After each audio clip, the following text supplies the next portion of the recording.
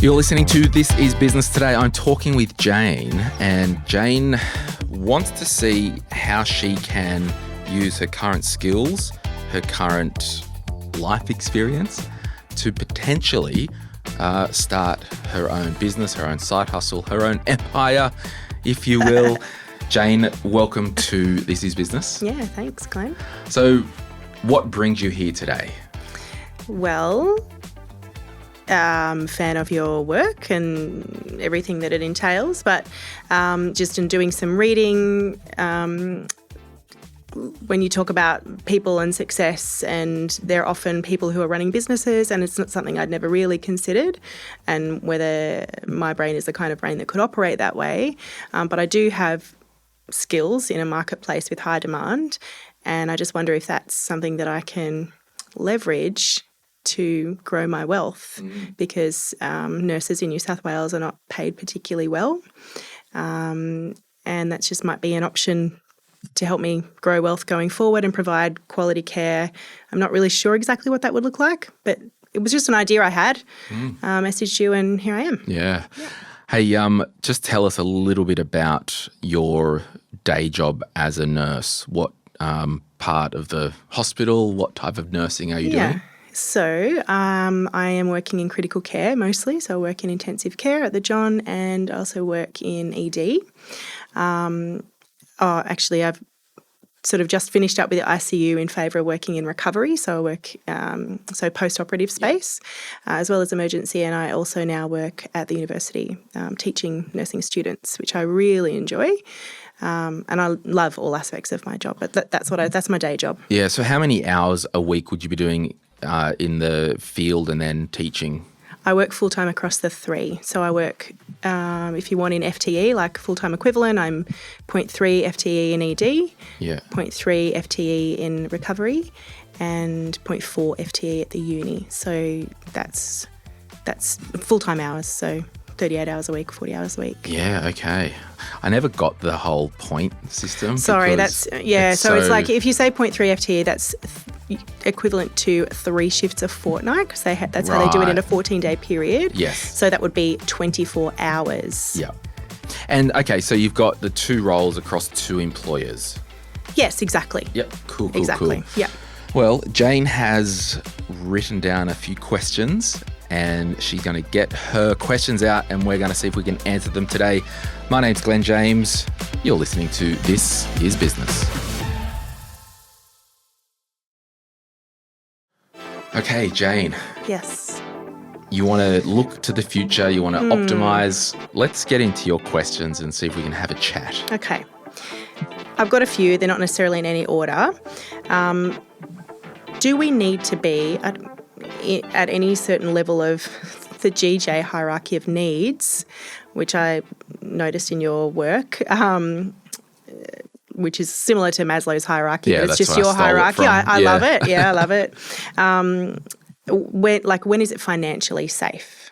I know that to do your own thing. Yeah, to sort of dip your toe in. I don't know.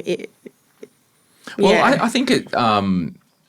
I think there is some basic things that I believe anyone should have in place. Like, yes. You know, you look about the hierarchy of needs or the sound financial house. Like, yep. I want everyone to have a budget and spending plan. Yep. I want everyone to be out of consumer debt and have an emergency fund. I want everyone to have life and income insurances and a will and estate plan. Cool. So I think, you're talking about the question, when should I start my own business? Yeah. Well, what's the most optimal time, I guess? I think absolutely, if you want to start your own business, generally it's going to be potentially tight for the first few years financially. Yes. Because you've got to grow the business and get clients, right? That's right. So this is the thing. If you had $1 million cash just sitting in the bank that you could live off, start it tomorrow. Exactly. Yeah.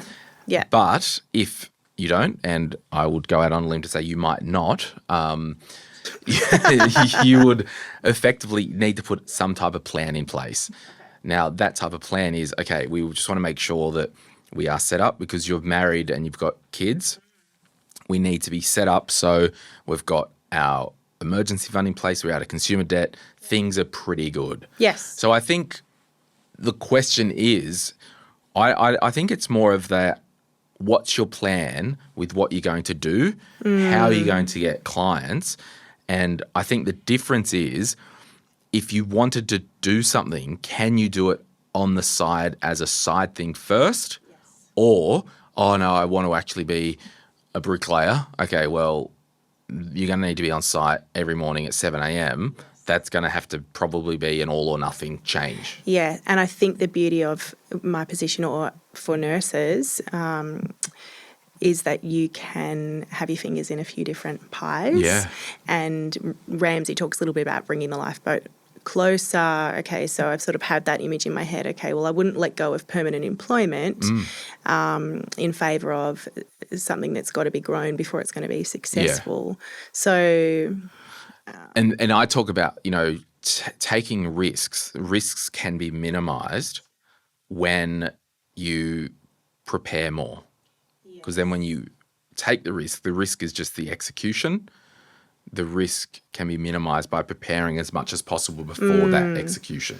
Yeah, and I think that's what sparked my initial question. I thought, okay, I haven't come from business. I don't really know anything about business. I've never really considered business until now. And I think, oh yeah, I could probably do something with those skills out there. There's lots of demand for it. And Jess Brady talks in one of her podcasts about lots of people out there, exactly what you just said, how it can be really difficult getting small business off the ground and people having to stick through it. Yeah, so there's definitely a level of risk there. But if you can combine that with other work that you've got, which I'm in the position where there's lots of extra work being offered and all I think the time. In your role, you can pretty much turn up or down the work over a monthly period, right?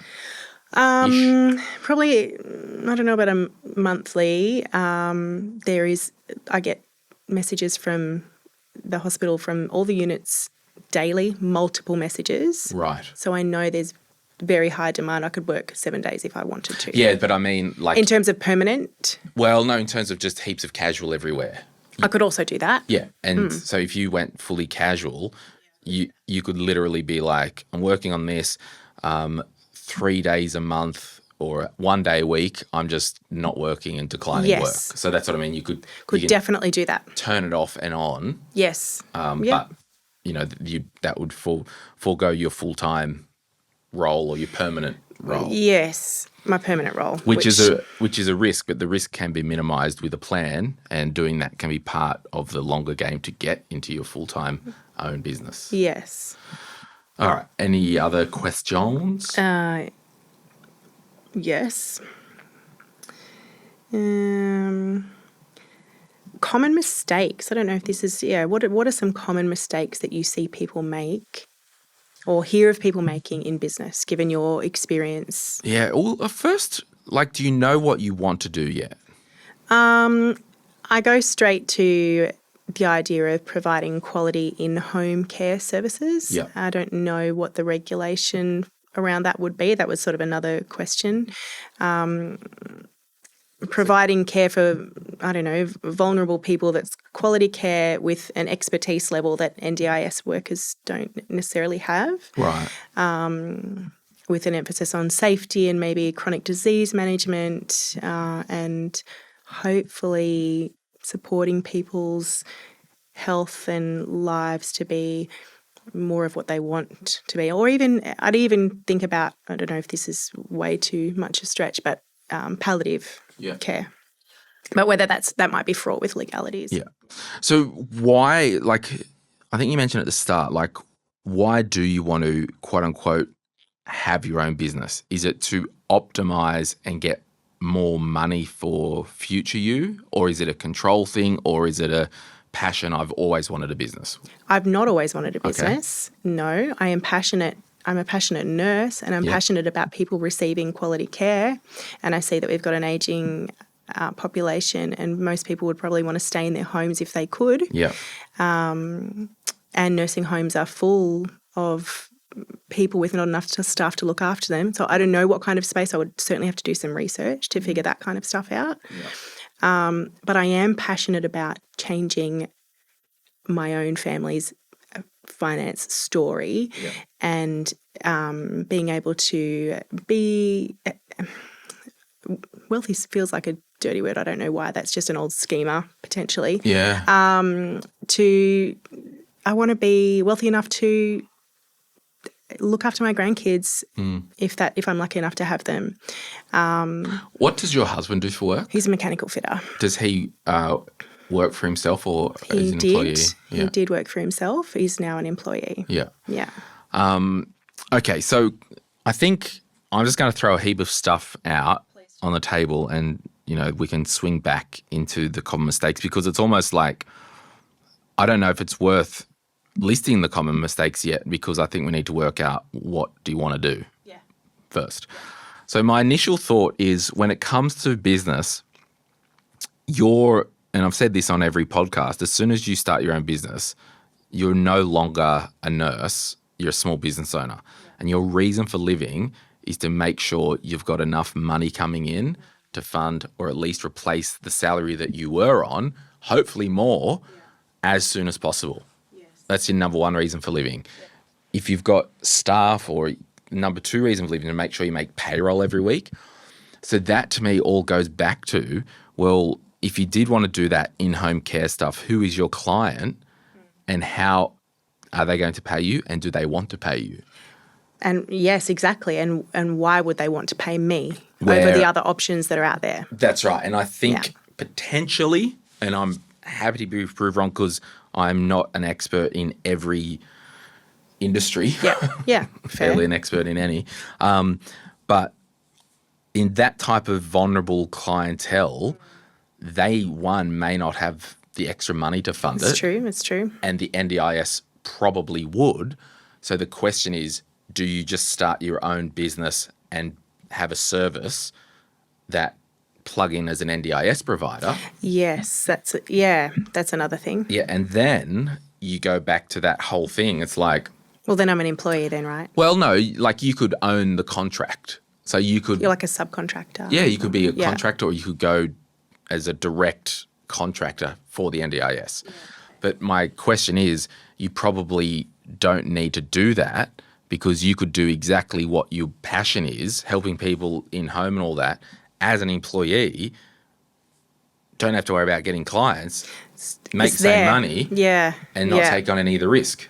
Yes, that's so. Which is another question, but I thought it was pointless to ask. Am I better off continuing to exchange my time for money as I am? The more hours I work, the more I earn. It's hard to maximise your income as a nurse. Would you are you an RN at the moment? Yeah, I have a postgrad as well. So obviously, to get more money, and this is a really good example, because straight off the bat, I don't know if you having your own business will answer all your problems. Totally. No. So the question is, and I want everyone to have their own business if they want one and they've got an idea, go for it. Yeah. But the question is, when we talk about, and in our career book, we talked about ask your boss for a pay rise. And it's like, well, I work for the government. Yes. It's all banned. Yeah, because I have that book and I've listened to most of it. Yeah. And so, okay, well, it's not a job discussion, it's a career discussion. Yeah. So the next kind of thing that you could plot is like, okay, RN, do I go down the road of, do I be a NUM or whatever, and then I'm a manager, not a nurse? Exactly. So your branches in nursing, if you want to, like with career progression, education or management. Another option is research, which is I've recently talked about with the uni where I'm employed there, to consider continuing employment there in an academic capacity. They do like you to be sort of working toward a PhD. Yeah, okay. So now that's another expense. It's more time, it's more money. Sure, would I love to do it? Yeah, I would love to do that.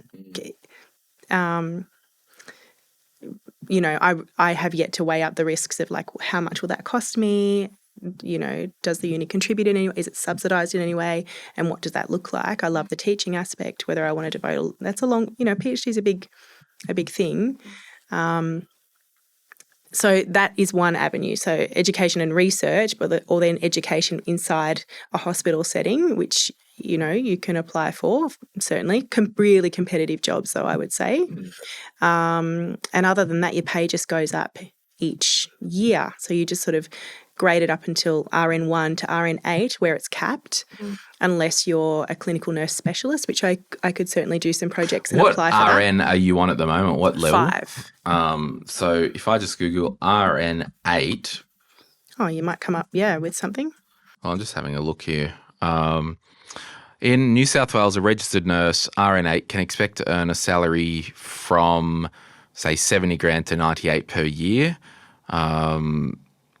This is this new Google search. It kind of does this AI summary, and you just... Does that sound about right? Maybe 100K for an 8? Yeah, probably. That might... Yeah, probably. Yeah, because as a 5, I'm probably on about... I'm going to say between 70 and 80, depending on penalties. Yeah, okay. So an RN8, so the 8 is the 8th year and then after. Exactly. Yeah, okay, cool. Yeah, so the 8 is basically $2,000 a week. So that probably checks out if this is the right document. It sounds about right. And that's it. Like, I'm looking here, nurse manager, first year, the award is, $2,400 a week, as opposed to an 8th year RN being $1,941 in New South Wales, that is. Yeah, and see, I have zero interest in management. Yeah, so I think... And I know that's an option. Yeah, but I think it's...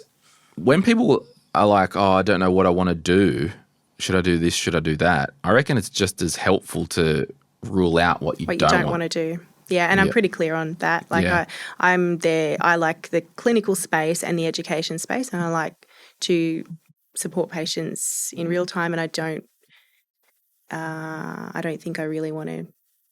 I mean, management is way more than telling people what to do, but I just don't think that's. I don't think that's my skill set. And I don't think that's aligns with my personal attributes. Yeah, sweet. Well, we'll be right back after this, and we'll continue the conversation. If you're after personal financial advice, don't get it from a podcast. But if you want guidance tailored to your situation, head to moneypodcast.com.au and click Get Help. We'll connect you with one of our trusted professionals, financial advisors and mortgage brokers, who work with people right across Australia. No matter where you are, they can help. Now, before we get back to the show, a quick reminder to protect your financial life. That means having income protection sorted. It means having death cover if there's any debt or dependents relying on you. It means getting your personal insurance in order. Most people insure their car, they insure their house, but what about themselves? Sky Wealth, who support this podcast, are specialist financial advisors who can help you get the right cover in place. Their advice is often more comprehensive and better value than going direct through your super. Book a complimentary 15-minute chat at sky.com.au.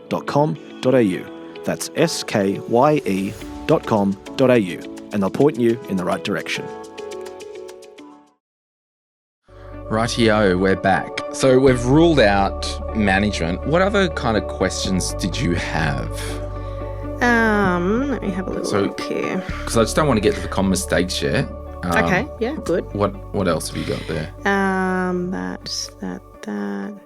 You sort of answered that one already. Regulations, legalities, and sort of bridging that healthcare experience and entrepreneurship. Yep.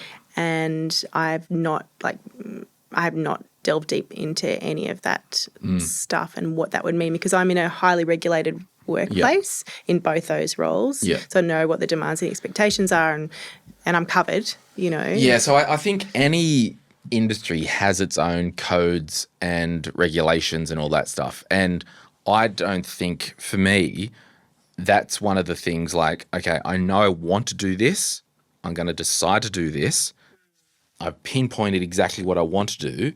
Then what we do is go, okay, what do I need in terms of regulation and insurance? Okay, so it doesn't, for you, in your mind, it's not an obstacle. No, yeah. And the same with the common mistakes. It's like, yeah, I want to be a dog a mobile dog vet nurse where I go around and That would be great. I'm the assistant nurse to the vet on mobile jobs and I'm a contractor. Okay, well, the common mistakes is for that exact position, don't do that because there's no money in it. Like, Exactly. so I think, that stuff kind of takes care of itself because a lot of the time people listening and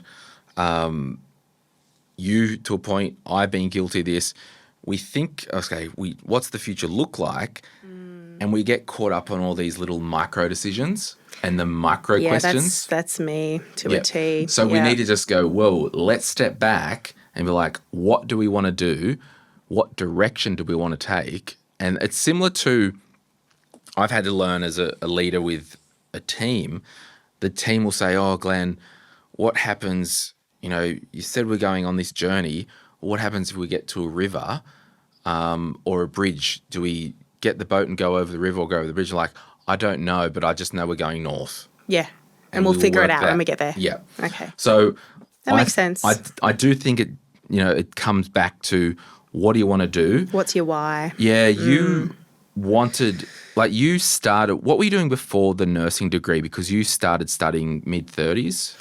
Yeah, well, actually, I started studying my first degree in naturopathic medicine at UWS before I got married, so in 2006, right? And then married and babies and went back to uni doing medical science. Yeah.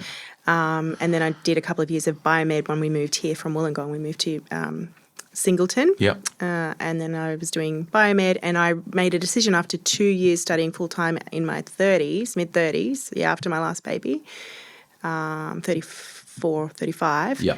2 years invested in biomed. There are no jobs in biomed for some, it's in research. Sure, I loved it.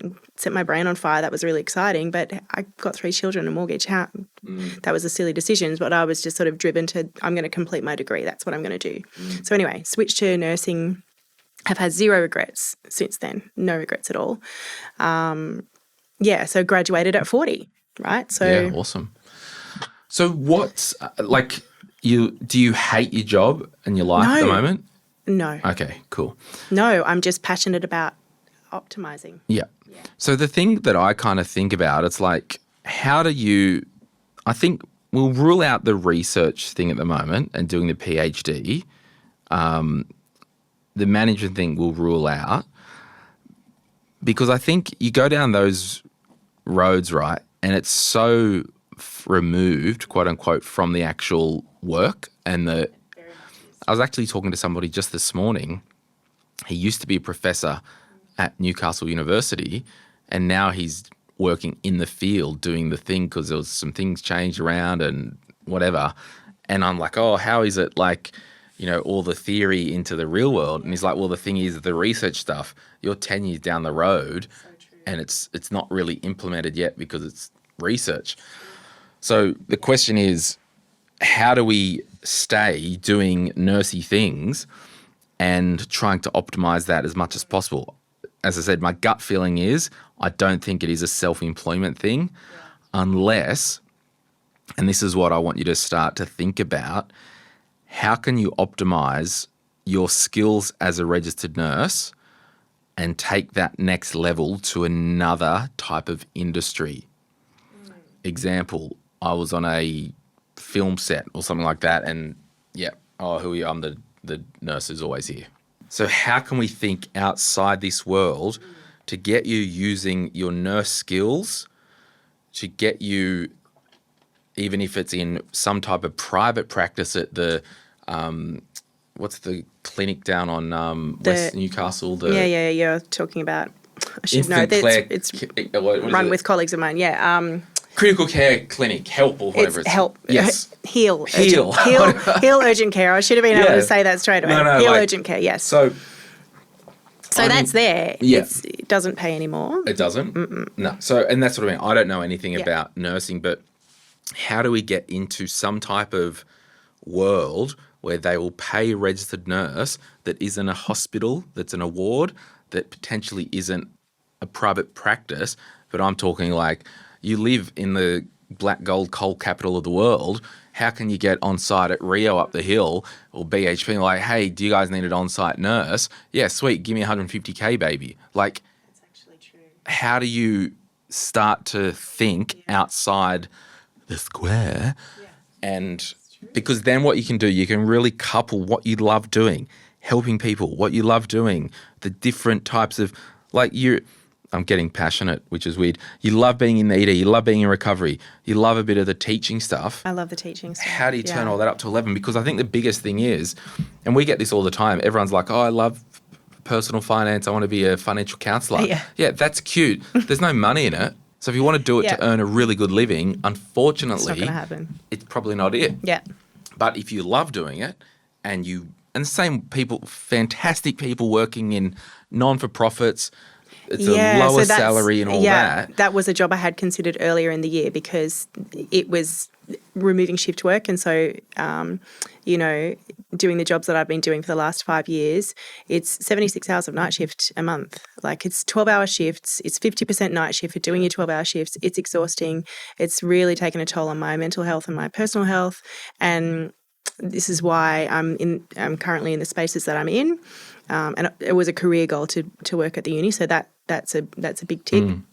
But maybe consulting is a space, like you say. But then you got to go, who's the customer, who's the client, who you're consulting to? Well, I don't know. But when you're mentioning black gold capital, I'm thinking, oh, okay, well, what if they, maybe that's worth looking at and what's out there. I don't know what they need. They don't need critical care. Yeah. So, and this is the whole thing, right?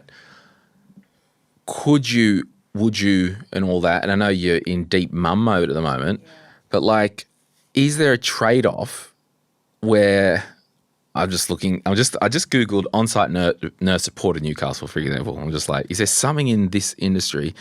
And there's like cruise ship nurse. Like, I know. I don't know. I'll tell you where I can go and earn more money is travel nursing. Yeah. Which is great, but I have 3 children. Exactly.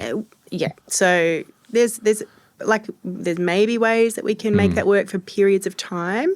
And I've done some investigation down there, and that's a possibility. And it's something that my husband and I have sort of talked about. But we still do need a parent. We're in peak Uber parent mode. And that's what I mean. I said you're deep in parent mode. Driving them everywhere, doing all the things, the activities, and managing neurodiversity and all of that kind of stuff. So I honestly think at this time for you, because you've said, like, you didn't say, I want to start my own business because I hate getting told what to do. No. It's like, okay, for me, I'm like, I don't want to get told what to do. I'll do my own freaking thing. Thank you. Because you're like, I want to optimize income for my future and our family's future. Okay, let's double down on what you love and what you're good at. Yes, which is what you've said in your potties and your books and whatever. Like, I swear I was on some type of shoot one day and there was a nurse there. Now, because what was it? And I don't know. But we are everywhere. You are everywhere, but all I know is you will get more money in niche worlds who need people like you. You've just got to get out there and find it. Got to find it. That's because I think it is. It's not a. You've on the bans that New South Wales government set. So I'm just rehashing this for my own logic. It's not a job thing. It's a career thing. Well, no, it kind of is a job thing because I still want to be a nurse, but do something different. Okay, well, kind of also is a career thing, same nurse role, same industry, but my career is I'm now a nurse doing this type of stuff. Yeah, and flexibility and family life and yes, you mentioned control before. Do I mind being told what to do? Not really. I do love practicing autonomously, which is why I'm drawn to places like ICU and recovery where you've got a lot of autonomous practice.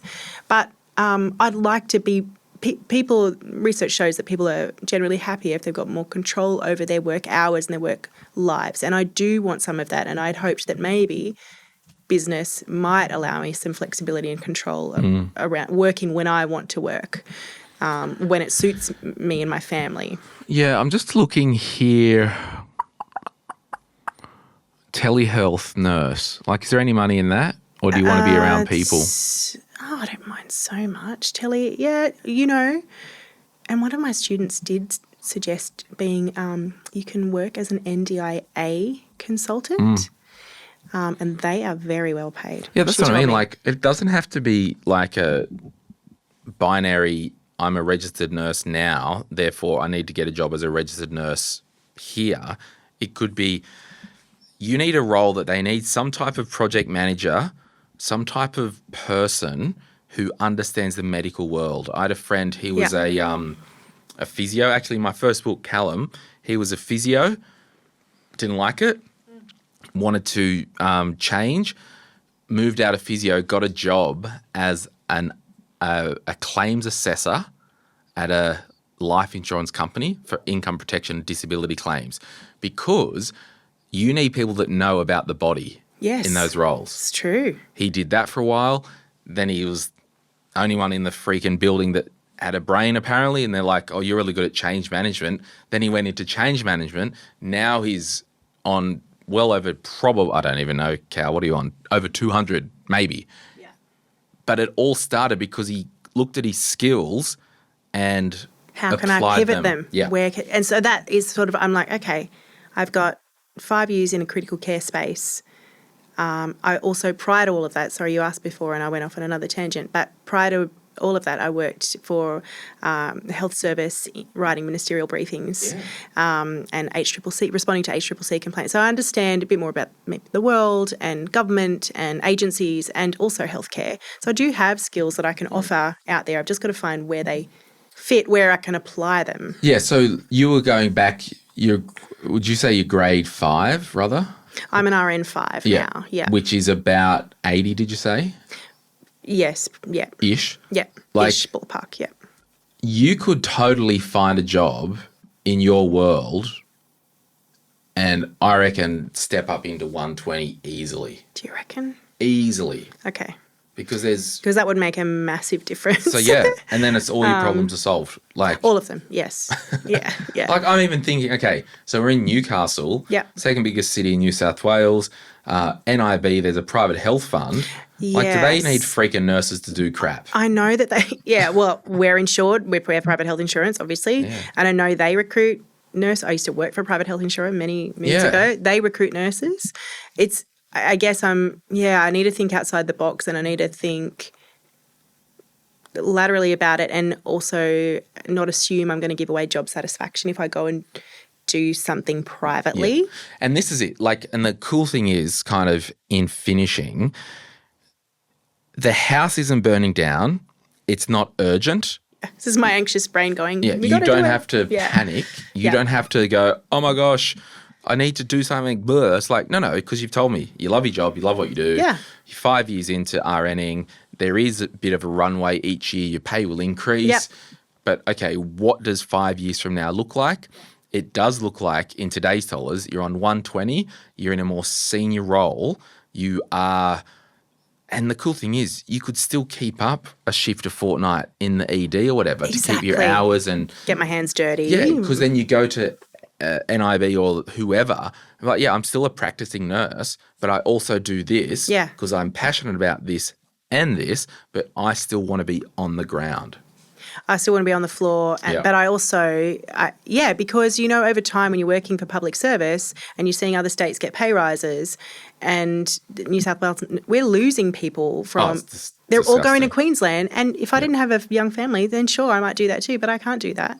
And we work hard for our money. Yeah. And I think you've got to optimise it, you've got to pull levers, and that's what this conversation's about. So, so I could probably just break it up. Yeah. A bit more than what I'm currently doing. Yeah. So, thanks for coming down to the studio and having a chat. Hopefully it's got some sparks flying. It really has. And if you are a nurse listening or a midwife or a doctor or an ambulance driver, any frontline type worker, thank you for your service, because it's, you only have to stay in hospital to know how much nurses run that place. Now, everyone is valuable and all that, but when I was in overnight with my stuff, guess who I was seeing more times than not? orthopedic surgeon wasn't coming in every hour and to check shoving on you. stuff in me. Yes, it's true. So there you Yeah, go. it's true. Yeah. They're around the clock, that's right. And most of us, it's not a job you do for money. It's a job because it's maybe it says, Well, you're a compassionate person, it and you're is called who to you it. are. Yeah. It's a vocation, I But suppose. I would also say you are allowed to go, I'm good at this, I love this, I want to optimise this Yeah. for my family and put Yeah. my family first. Yeah. So I'm going to lean in to go and get some more bickies based on the skills and Yeah. experience that I've had. Yes, love that. Yeah, yeah. Thank you. Well, friends, thank you so much for listening to This Is Business. My name's Glen James, and this was Jane. Bye. Thanks for listening. Bye. Any advice is general financial advice only, which does not take into account your objectives, financial situation, or needs.